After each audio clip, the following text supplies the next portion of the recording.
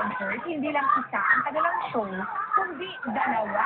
Mula sa San Juan, makikita tayo live kay Tata Tibayan. Tata? Yes, siya din ang mga fans sa unang major concert ng Sixers ng Music Museum. Aral nila ito sa mga fan na inspirasyon sa concert at tagumpay ng kanilang career. Ang pangarap ng grupo, natupad na sa wakas na mag-concert ang boy group na Sixers ngayong araw.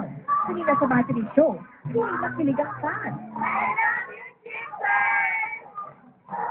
Sila ang mga tagahanga, umakyat pa sa stage para mayakap at makapagpa-picture sa mga idolo. Sina Ran, Oliver, Uli, Uli Clarence at keyboard. Sina Toto naman sa pag-perform. Niyayain lang fans pa on stage para makipayaw. At hindi lang yun, tinumuan pa ang fans ng dance step sa pinakabago nilang single na Hello, I Love You. Thank you sa kanila kasi pumunta po sila sa aming first concert. Talagang sobrang thank you. Tandaan niyo lang, Sixers, na nandito lang kami kung may problema kayo at mamahalin pa namin kayo ng sobra. May tayo naman ang grupo sa kanilang mga tagahanga. Lahat ng pangarap, lahat ng goals, lahat. Maabot na yan, basta sipag, saka huwag kayong mag-iiba. Huwag niyo po hayaan yung studies niyo.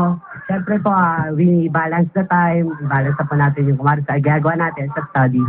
At para sa final number ng grupo, sinayaw pa nilang yung hit song ni Sai na Gentleman. Tama, Kriyantia, dalawang concert ang grupo ngayong araw. Kaninang 3 p.m. at ngayong 7 p.m. ay nagsimula na. Balik sa'yo, Pia. Enjoy the weekend, mga kapuso. Ako po si Pia Guanyo.